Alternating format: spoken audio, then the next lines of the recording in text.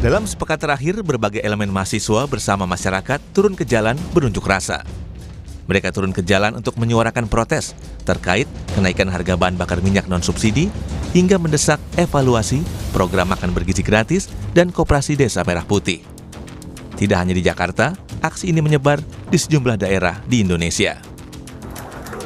Di Yogyakarta, mahasiswa dan elemen masyarakat memadati sudut pertigaan Gejayan, Yogyakarta, Sabtu sore. Di Banyumas, Jawa Tengah, aliansi mahasiswa menggelar unjuk rasa di depan pendopo bupati. Sempat terjadi saling dorong saat pengunjuk rasa menerobos barikade polisi. Di Jakarta, mahasiswa dari BEM Universitas Indonesia dan aliansi mahasiswa Jabodetabek melakukan aksi unjuk rasa di sekitar Jalan Jenderal Sudirman pada Jumat 12 Juni. Semula mereka hendak menggelar aksi di kawasan Bundaran Hotel Indonesia, namun rencana mereka terhalang blokade TNI Polri. BEM Universitas Indonesia bilang, pemerintah kerap menyampaikan data-data soal pencapaian ekonomi yang optimistik, namun di lapangan berbanding terbalik dengan apa yang dirasakan langsung masyarakat. Sekarang kondisi sudah krisis, ada di mana-mana, tetapi pemerintah masih saja menganggap bahwa kondisi baik-baik saja. Pemerintah masih saja menganggap bahwa kondisi ekonomi bagus, bahwa stok energi aman, stabil, dan kondisi-kondisi lainnya bagus begitu. Mana bukti bahwa ekonomi tumbuh 5,61% itu dirasakan oleh rakyat banyak. Jika memang dirasakan oleh rakyat banyak, harusnya gaji mayoritas rakyat itu naik juga dong sebanding dengan 5,61% begitu kan. Terus jika pemerintah menganggap bahwa stok energi aman segala macam, kenapa kok dinaikin cuma Pertamax doang gitu kan? Kenapa di daerah-daerah mulai menipis stok Pertalite, bahkan di Pulau Jawa juga mulai menipis. Politisi Partai Gerindra Bahtera Banong bilang, pemerintah sangat terbuka terhadap kritik dan aspirasi masyarakat. Bahtera juga menyampaikan, Presiden Prabowo telah menindaklanjuti sejumlah masukan dan kritik sebelum digaungkan mahasiswa seperti penghematan anggaran. Terkait dengan tuntutan teman-teman mahasiswa, saya pikir ya, jauh sebelum tuntutan ini digaungkan oleh teman-teman mahasiswa, Pak Prabowo sudah menindaklanjuti. Misalnya apa? Kalau kita berbicara tentang bagaimana tentang penghematan anggaran, tentang efisiensi, dari awal Pak Prabowo menyampaikan bahwa kita harus berhemat dan tentu tidak hanya sekedar ucapan, tapi itu dilakukan dengan tindakan. Bagaimana kemudian kementerian, lembaga, dan bahkan semua gubernur, bupati, wali kota diinstruksikan ya secara tegas, secara nyata melalui peraturan-peraturan untuk kemudian melakukan penghematan. Sementara itu, Direktur Eksekutif Trias Politika Strategis Agung Baskoro berharap pemerintah segera merespons tuntutan mahasiswa secara transparan dan tidak normatif. Agung bilang, jika pemerintah tidak merespons dengan cepat, maka eskalasinya akan meluas. Nah, kalau tidak kecepatan informasi itu diimbangi oleh kecepatan pemerintah berkomunikasi kepada publik seperti timeline tadi, saya khawatir miss-nya banyak nanti. Jadi kekhawatiran soal disinformasi, fitnah, hoax, dan seterusnya itu justru karena ini tidak direspon, dibiarkan gitu. Jadi maksud saya, kalau bisa selama aksi berlangsung, pemerintah merespon per poin, jelas, detail, karena ini Gen Z ini, anak-anak yang melek informasi. Nah, itu kan jadi problematik maksud saya. Jadi karena Gen Z sosiodemografinya seperti ini, penyikapannya nggak bisa lagi normatif, nggak bisa lagi ya asal ditanggapi selesai. Ini kan per poin. Kalau saya bahasnya per poin juga, follow up-nya ini tanggal sekian kami ini. Jadi kalau bisa setransparan mungkin lebih bagus gitu. Supaya apa? Pemerintah sendiri yang diuntungkan. Mahasiswa berharap pemerintah bisa lebih peka terhadap kesulitan yang dihadapi warga imbas dari naiknya harga BBM non-subsidi. Tak hanya itu, pelemahan nilai tukar rupiah terhadap dolar Amerika juga anjloknya IHSG menimbulkan kekhawatiran di masyarakat. Tim Liputan Kompas TV.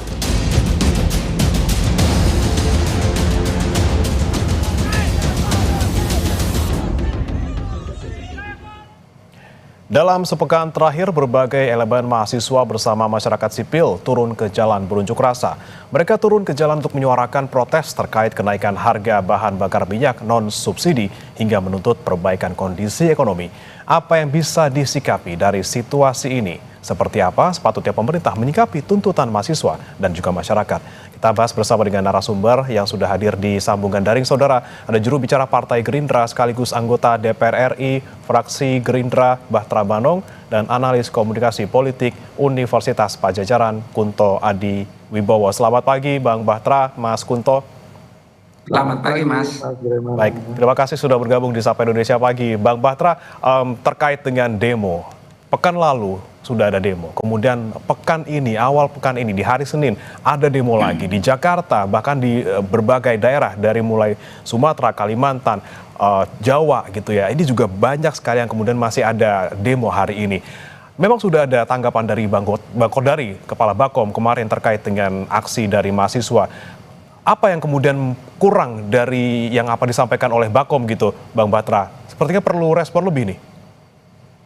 Iya, tentu saya ingin menyampaikan bahwa penyampaian aspirasi, penyampaian pendapat yang dilakukan oleh teman-teman BEM, teman-teman mahasiswa, itu tidak dilarang ya, dan memang diatur dalam undang-undang kita bahwa setiap orang, setiap individu atau kelompok masyarakat yang ingin menyampaikan pendapat di muka umum itu diperbolehkan, tetapi juga tentu penyampaian pendapat itu harus berbasis data, berdasarkan fakta-fakta, kemudian harus disampaikan, dan kami juga berterima kasih ya kepada teman-teman BEM sudah melaksanakan demonstrasi secara tertib, damai, tidak ada anarkisme, dan di bangsa yang berdemokrasi ini adalah sesuatu yang bagus ya, karena berbeda pandangan itu boleh, berbeda pendapat juga itu diperbolehkan, dan kami memberi apresiasi yang sebesar-besarnya kepada teman-teman mahasiswa. Terkait dengan tuntutan teman-teman BEM, tentu ada 5 poin yang dimaksud itu. Saya ingin menegaskan ya bahwa tuntutan tersebut sebetulnya jauh sebelum teman-teman yang menyampaikan itu, Pak Prabowo sudah mewanti-wanti kepada kementerian lembaga dan juga kepada para kepala-kepala daerah untuk melakukan penghematan anggaran, jangan melakukan pemborosan, dan Pak Prabowo konsisten di situ ya. Semenjak beliau berkampanye jauh sebelum jadi presiden, ini selalu disampaikan bahwa APBN kita terlalu besar kebocorannya, maka ini harus diperbaiki dengan cara melakukan penghematan dan efisiensi tentunya ya, kalau kita lihat, dan itu dipraktekkan. Bagaimana kemudian kementerian lembaga disuruh untuk berhemat, bagaimana kemudian para kepala-kepala daerah, baik itu di tingkat kabupaten kota, begitupun di tingkat provinsi, artinya kan sejalan dengan apa yang disampaikan oleh teman-teman mahasiswa. Begitupun dengan misalnya terkait soal MBG ya. Saya ingin menegaskan sekali lagi bahwa ini adalah program yang sangat mulia, tujuannya baik untuk memperbaiki gizi anak-anak Indonesia di masa depan, untuk memperbaiki kualitas manusia, sumber daya manusia di masa yang akan datang. Maka dari itu tentu program ini harus terus didukung, ya, diberikan dukungan terhadap program strategis pemerintah ini, bahwa di sana ada ya penyimpangan yang terjadi, ada pengelolaan yang tidak jujur. Nah, itulah yang disayangkan oleh Presiden Prabowo. Maka dari itu beliau langsung mengambil tindakan yang tegas, mengganti kepala BGN, terus kemudian menginstruksikan kepada kepala BGN yang baru untuk memperbaiki tata kelolanya. Terus kemudian yang kedua, agar anggarannya betul-betul tepat sasaran. Anggaran-anggaran yang dianggap tidak penting itu harus dihilangkan. Terus kemudian harus ada refocusing programnya. Bagaimana agar lebih tepat sasaran, bagaimana agar daya jangkaunya betul-betul masyarakat yang membutuhkan. Artinya ini kan Pak Presiden juga menginginkan hal yang sama, agar tidak terjadi pemborosan anggaran, dan saya pikir itu kita bersepakat semua bahwa apa yang diteruskan oleh Presiden itu menurut hemat kami sesuatu yang baik dan terus harus didukung agar program ini tepat sasaran, agar program ini ya daya jangkaunya betul-betul terhadap orang-orang yang membutuhkan. Maka dari itu saya pikir ini adalah sesuatu yang baik ya. Jadi sejalan saya pikir dengan apa yang disampaikan oleh teman-teman mahasiswa. Maka dari itu kalau kita lihat ya, pemerintah juga sangat responsif terhadap penyampaian pendapat.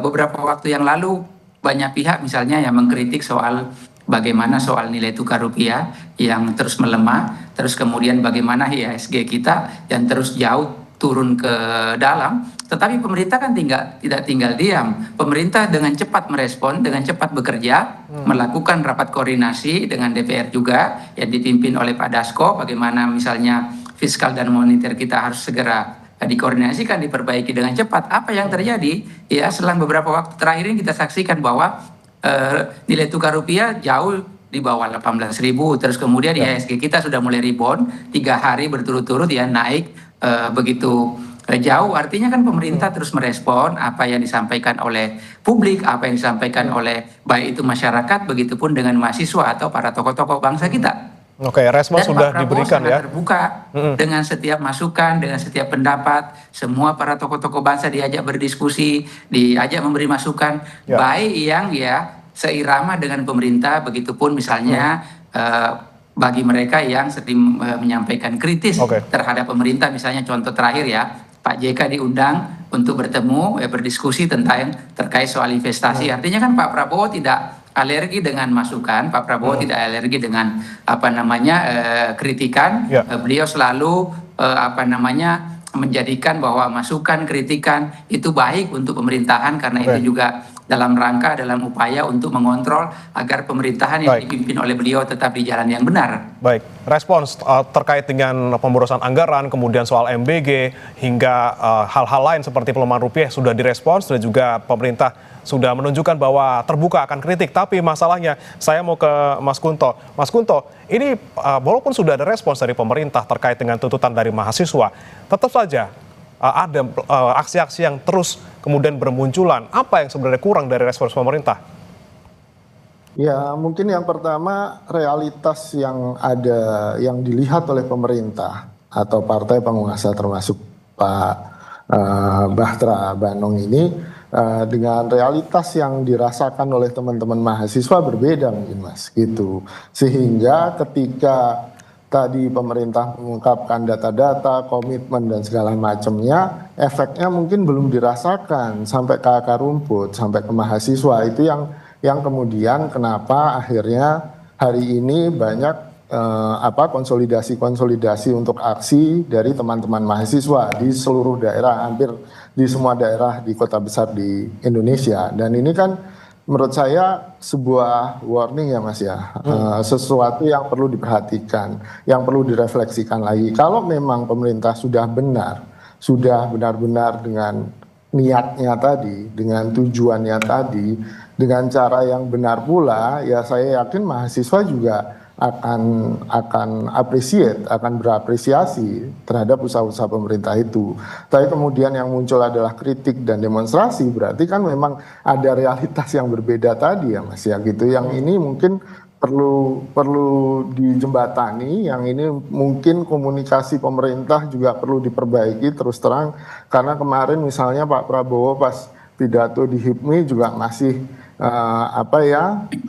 agak sinis terhadap mereka yang mengkritik gitu. Jadi kan ini antara statement bahwa pemerintah terbuka terhadap kritik dan Pak Prabowo-nya sendiri agak sinis terhadap yang mengkritik, ini kan jadi realitas yang memang nggak sinkron, sehingga komunikasinya kurang bisa diterima dengan bagus oleh masyarakat, terutama oleh teman-teman mahasiswa juga untuk soal pemborosan APBN. Ya benar, ke daerah, ke kementerian lembaga susah. Saya sendiri di kampus misalnya dana riset juga makin seret kan gitu. Cuma masalahnya kita juga melihat bagaimana Pak Prabowo masih ke Prancis sampai dalam waktu hitungan nggak ada 2 bulan 2 kali. Ini yang kemudian kita pertanyakan, apakah efisiensi ini hanya untuk kita yang di bawah atau juga keseluruhan. Nah, komitmen-komitmen ini yang menurut saya secara komunikasi politik maupun secara tindakan pemerintah tidak benar-benar konsisten. Ini yang membuat teman-teman mahasiswa masih perlu untuk menyampaikan kritik dalam bentuk demonstrasi. Itu sih Mas Bud. Baik, disparitas antara pernyataan dan juga realita di lapangan, kemudian juga gaya komunikasi politik, bagaimana tanggapannya Bang Bahtera soal ini? Ya, saya pikir pemerintah saya ingin menyampaikan secara tegas bahwa Pak Prabowo selalu terbuka ya, setiap pandangan, setiap pendapat, dan itu selalu ditunjukkan beliau dalam aksi nyata. Bagaimana kalau kita saksikan bahwa seringkali Pak Prabowo mengundang para tokoh-tokoh bangsa kita ya, baik itu tokoh agama ya, tokoh-tokoh yang dianggap punya pengalaman, punya pengetahuan yang terkait dengan bidang-bidang tertentu. Beliau selalu mengajak berdiskusi untuk kemudian dimintai pendapat, dimintai masukan dalam rangka mungkin itu dipakai rujukan untuk mengambil keputusan bahwa tidak bisa memuaskan semua publik. Ya tentu insya Allah pemerintah pasti, saya meyakini betul bahwa apa yang menjadi penyampaian, menjadi kritik itu menjadi bahan bagi pemerintah untuk terus memperbaiki kinerjanya agar tepat sasaran, karena Pak Prabowo ingin betul-betul program-program strategis yang direncanakan oleh beliau bisa dirasakan langsung dampaknya oleh masyarakat. Dan kalau kita lihat ya sepanjang sejarah, mungkin di periode Pak Prabowo inilah kita lihat ya pemimpin yang berani, yang kuat melakukan banyak sekali kebijakan-kebijakan yang pro rakyat ya. Misalnya bagaimana kemudian penataan sumber daya alam kita. Pak Prabowo selalu berpidato bahwa kita harus menerapkan pasal 33 Undang-Undang Dasar 45. Kenapa? Karena kalau ini tidak dilakukan banyak sekali kebocoran-kebocoran yang terjadi di berbagai sektor, terutama di sumber daya alam kita. Bagaimana kemudian Pak Prabowo punya keberanian menata sumber daya alam kita ini ya, agar pengelolaan sawit kita benar, agar pengelolaan tambang-tambang kita, baik itu batu bara, begitupun dengan nikel, yang selama ini dikuasai oleh segelintir orang, sekelompok orang tertentu, terus kemudian membuat disparitas dengan seluruh warga Indonesia. Mereka sudah berpuluh-puluh tahun menikmati kekayaan alam kita, sementara sangat sedikit yang diberikan sumbangsinya kepada negara. Apakah ini bukan sesuatu yang bagus? Nah, mungkin ini semualah yang membuat banyak pihak kemudian menjadi shock, terus kemudian karena Pak Prabowo melakukan langkah keberanian untuk menata sumber daya alam kita agar bisa menambah pendapatan negara dan kemudian hasilnya bisa dinikmati oleh seluruh rakyat Indonesia, tidak lagi dinikmati oleh segelintir orang. Nah, ini yang harus kita cermati ya. Kita dukung, kita beri apresiasi pemimpin yang punya keberanian seperti Pak Prabowo, yang kita tahu sendiri selama ini ya penegakan hukum kita ya, pengusaha-pengusaha yang kita anggap tidak bisa tersentuh dengan hukum, hari ini kita saksikan bahwa Pak Prabowo melakukan itu. Belum lagi misalnya ya terakhir beliau menyampaikan bahwa pengelolaan sumber daya alam kita harus dikuasai sepenuhnya oleh negara. Maka dari itu ini harus kita berikan dukungan agar nanti ya pengelolaannya dikelola dengan cermat, dengan baik, dengan tepat, dan kemudian itulah akan dipergunakan untuk kemakmuran dan kesejahteraan rakyat. Jadi kalau kita saksikan ya kebijakan Pak Prabowo yang diambil betul-betul berpihak kepada rakyat, betul-betul berpihak kepada masyarakat, dan mudah-mudahan memang kan hasilnya tidak bisa tentu dilakukan hari ini, misalnya besok, seminggu kemudian, sebulan kemudian, ya tentu butuh proses, tentu butuh waktu, itu semua yang akan kita tunggu nanti insya Allah. Pak Prabowo berkomitmen untuk terus melakukan kerja-kerja yang nyata untuk kepentingan rakyat dan terutama bagi rakyat kita yang membutuhkan. Misalnya kalau kita lihat kita lihat ya program-program Pak Prabowo semuanya program-program kerakyatan, memberi makan anak-anak sekolah, ya memberi makan balita, bukan hanya sekedar memberi makan. Kalau program MBG ini berjalan dengan baik, maka di sana ada perputaran ekonomi karena membutuhkan bahan baku. Nah, kalau itu misalnya bahan bakunya disuplai oleh kabupaten, itu juga bisa menumbuhkan perekonomian di tingkat kabupaten. Ada sekolah rakyat, bagaimana anak-anak kita yang kurang mampu, saudara-saudara kita yang selama ini tidak mampu menempuh pendidikan karena faktor ekonominya, Pak Prabowo membuat ke sekolah rakyat agar mereka juga setara dengan anak-anak yang lain. Anak yang ada di kota, ada di pedesaan, ada di pelosok sana, bisa menikmati pendidikan yang layak. Banyak sehingga mereka program yang sudah diberikan ataupun dicanangkan oleh Pak Prabowo, tentunya semuanya pro rakyat, tapi tadi butuh waktu untuk melihat efeknya. Tapi Mas Kunto, saya mau tanya ke Anda gitu, dengan adanya kemarin demo, kemudian sekarang demo lagi, ini kan masyarakat tentunya tidak hanya butuh apa saja yang kemudian akan dilakukan atau sedang dilakukan, tapi hasilnya apa. Nah, ketika sudah ada demo lagi di hari ini yang sangat luas mungkin kita lihat ya di Jakarta dan di berbagai daerah, apa respons yang seharusnya diberikan oleh pemerintah? Perlukah misalnya kita jembrengin satu-satu apa tuntutannya, akan dilaksanakan kapan, pencapaiannya harus apa-apa-apa, agar mahasiswa, masyarakat juga merasa, oh responsnya seperti ini dan nyata akan dilakukan ataupun diwujudkan dalam waktu tertentu. Ya Mas, kalau menurut saya tuntutan yang paling gampang dipenuhi itu yang nomor 5, Pak Prabowo berhenti mengelak dan mengakui kesalahannya gitu kan. Dalam artian kan kita melihat kemarin kita sudah khawatir ketika rupiah semakin turun dan akhirnya ketika pemerintah bilang oh nggak apa-apa kok kita baik-baik saja dan segala macam. Akhirnya ketika tanggal 9 kemarin BI akhirnya menaikkan BI rate bunga, akhirnya dolar bisa ditahan gitu, harga dolar bisa ditahan. Dan itu kan sebuah bentuk respon real yang ditunggu oleh masyarakat. Tidak hanya dalam bentuk retorika atau janji-janji kampanye yang diulang-ulang, tapi kemudian respon realnya apa sih gitu. Bahwa kita perlu tahu kita nggak baik-baik saja. Untuk apa? Untuk kita semua bersiap, bukan sebagai sendiri-sendiri pribadi-pribadi yang cari selamat masing-masing, tapi sebagai sebuah bangsa, apa yang harus kita lakukan gitu kan. Tiba-tiba Pertamax naik, padahal bilangnya aman-aman saja kan itu. Ini yang kemudian membuat orang kaget dan marah. Respon yang pertama pasti marah, Mas. Gitu. Itu sangat wajar secara psikologis. Ketika nggak pernah dibilangin apa-apa, bahkan dibilanginnya baik-baik saja, terus tiba-tiba harus menanggung semua ini. Nah ini yang menurut saya secara komunikasi sekali lagi perlu diperbaiki. Bahwa iya program-programnya bagus-bagus, tapi kan juga butuh waktu lama diakui itu kan. Dan untuk butuh waktu lama berarti butuh kesabaran. Kita harus menunggu sampai kapan kan gitu.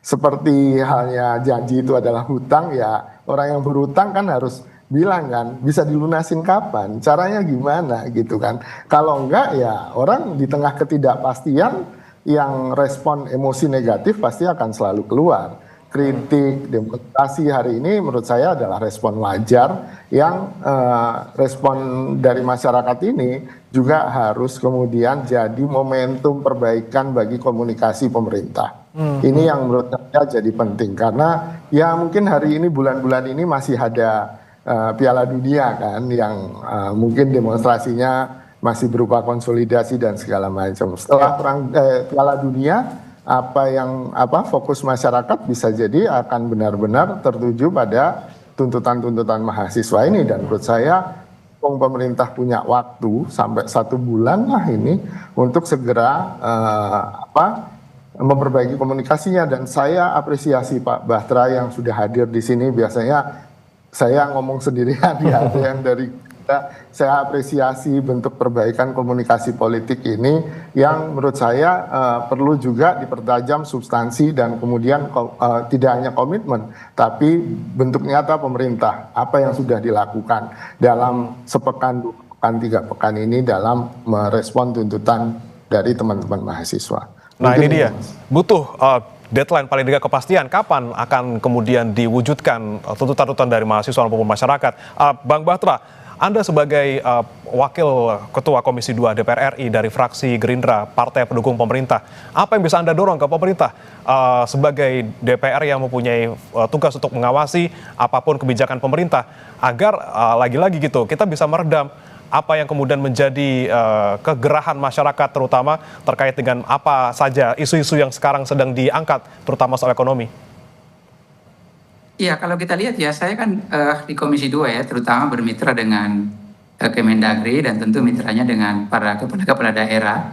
Di setiap rapat-rapat kami ya, terakhir kami memanggil semua para gubernur dan bupati melalui Zoom, itu ya kita tekankan bahwa efisiensi ini harus betul-betul dijalankan karena kita tahu sendiri ya kan tantangannya kan tidak mudah Mas ya. Ada tantangan global, geopolitik, begitupun dengan geoekonomi dan itu kan di luar kendali kita. Dan tantangan-tantangan itu kan yang kita harus hadapi secara bersama dan harus kita respon dan Pak Prabowo tadi kenapa misalnya harus sering ke luar negeri untuk menjalin hubungan kerjasama dengan para kepala-kepala negara lain. Itu juga dalam rangka membangun komunikasi antara pemimpin-pemimpin negara lain agar situasi-situasi global ini, tantangan-tantangan global ini bisa dihadapi secara bersama. Karena jangan lupa ya, kita sebagai suatu bangsa kan betul-betul ya tidak bergantung juga sama negara-negara lain. Maka dari itu harus berkomunikasi terutama misalnya tadi soal energi ya. Kalau kita lihat kan bahwa Pak Prabowo ke luar negeri itu dalam rangka juga untuk mengamankan kepentingan bangsa kita, kepentingan negara kita. Jadi agak keliru misalnya kalau kita disuruh menghemat, terus kemudian dianggap Pak Prabowo tidak melakukan penghematan. Saya pikir kan ada apa namanya ya, kepentingan bangsa dan negara, dan itu tidak bisa ditunda, maka kemudian Pak Prabowo melakukan itu. Jadi kalau terkait soal keresahan publik selama ini, saya meyakini betul bahwa pemerintah sangat responsif, pemerintah pasti mendengar apa yang menjadi penyampaian publik dan selalu direspon secara cepat. Terkait tadi misalnya di awal kita diskusikan soal kebocoran anggaran, efisiensi anggaran, terkait misalnya soal program yang kita anggap selama ini program prioritas pemerintah, walaupun misalnya banyak kekurangan di sana, nah itulah yang harus diperbaiki sebagaimana apa yang menjadi arahan Presiden Prabowo, dan beliau secara tegas ya melakukan pencopotan, terus kemudian meminta penataan, pengelolaan yang lebih baik lagi, transparansi anggarannya. Begitupun misalnya dengan kalau kita lihat soal yang dikeluhkan sebagian pihak terkait soal harga BBM kita. Harga BBM ini kan kalau kita lihat ya jauh sebelumnya banyak sekali yang menyarankan kepada Pak Prabowo untuk kemudian menaikkan harga BBM, tetapi beliau tidak melakukan itu.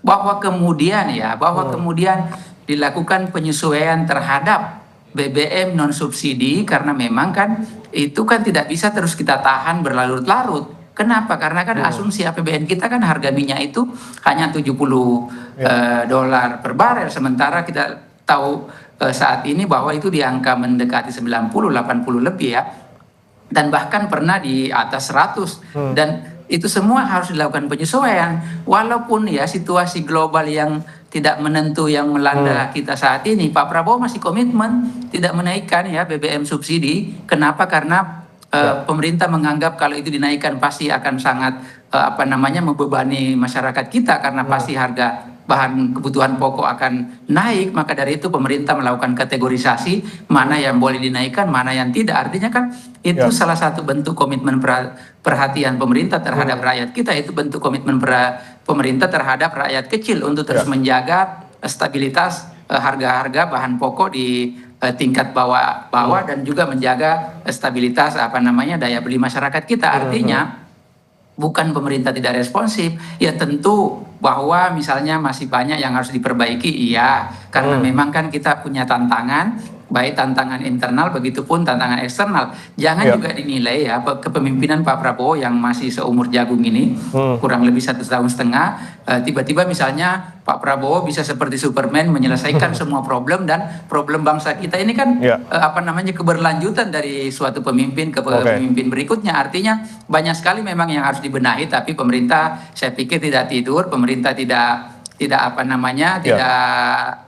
anti terhadap semua masukan-masukan. Dan inilah yang sedang dikerjakan oleh Pak Prabowo, bahwa hasilnya misalnya dinikmati dalam waktu jangka yang panjang, yang ini yang harus kita terus awasi, ini yang harus kita terus tunggu agar pemerintah terus bekerja secara maksimal, sehingga dampaknya bisa dirasakan langsung oleh publik, oleh seluruh masyarakat Indonesia. Maka dari itu Pak Prabowo juga meminta kepada publik, kepada masyarakat, begitupun dengan DPR, agar terus mengawasi program-program prioritas pemerintah, sehingga bisa lebih tepat sasaran, bisa anggarannya juga lebih transparan, dan itu semua yang diinginkan oleh Presiden kita. Ya, masalahnya ini lagi balapan gitu Bang Bahtera ya, antara ekspektasi masyarakat kemudian juga pernyataan dari pemerintah untuk mewujudkan apa yang menjadi tuntutan. Saya ke Mas Kunto lagi. Mas Kunto, hari ini ada demo besar-besaran di sejumlah titik, dan tentu masyarakat butuh nyatanya apa gitu, dan juga bicara soal pengawasan gitu, DPR mungkin kemarin mahasiswa alasannya tidak aksinya di DPR karena sudah krisis kepercayaan dengan DPR sebagai fungsi pengawasan di sana, karena memang didominasi di sana fraksi-fraksi adalah pendukung pemerintah gitu. Ada 8 fraksi di sana. Bagaimana kemudian meningkatkan kembali kepercayaan publik dan juga menghilangkan apatisme publik terhadap pemerintah, eksekutif dan juga legislatif dalam mengakomodasi tuntutan-tuntutan mereka? Iya Mas, kalau salah satu yang bisa dilakukan oleh pemerintah seperti yang dilakukan oleh Pak Bahtera ini, dalam artian nggak denial ketika ada krisis gitu. Nah, ini yang harusnya komunikasi seperti ini yang harusnya menular ke teman-temannya Pak Bahtera gitu kan, termasuk ke Pak Prabowo sendiri.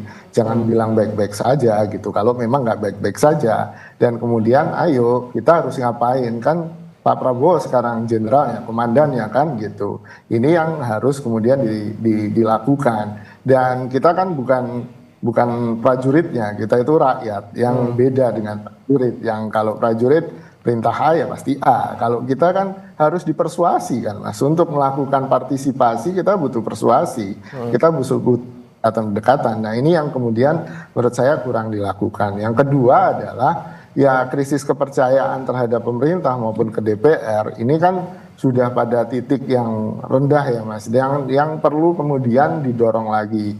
Saya ingat kemarin diskusi di Kompas TV juga dengan salah satu anggota DPR, Pak Sugeng ya, yang beliau bahkan punya ide untuk ya udah potong aja gaji pejabat tinggi negara termasuk gaji anggota DPR. Yang itu real langsung dirasakan oleh masyarakat, walaupun bentuknya karikatif, tapi kan ada komitmen bahwa oke, kalau rakyat merasa menderita, kita juga akan menderita. Nah, bentuk senasib sepenanggungan ini yang menurut saya juga kurang ditunjukkan oleh pemerintah gitu kan, kurang kerasa di rakyat gitu kan. Jangan-jangan kita sendiri nih, yang elit politik enak-enakan nih. Nah ini yang prasangka seperti itu masih ada. Selama prasangka seperti itu masih ada dan besar, akan sangat susah untuk memulihkan kepercayaan. Lalu yang ketiga, soal bahwa kritik terhadap program-programnya Pak Prabowo itu juga sudah lama Mas. Dari bulan November, Oktober, November ketika banyak kasus keracunan dari MBG, itu protes tidak dalam bentuk demonstrasi, beberapa bahkan di Jogja demonstrasi ibu-ibu. Tentang evaluasi lagi program MBG, tapi kan tidak kemudian dilakukan ya kan secara transparan. Oke, kasus keracunannya menurun, tapi tidak ada kemudian ini kenapa ya, keracunannya kenapa, siapa yang bersalah, siapa yang harus dihukum, apa bentuk evaluasinya, itu nggak ada. Seakan ya udah kan, udah beres kan, udah nggak usah protes. Nah ini kan ketidakpuasan ini akhirnya menumpuk.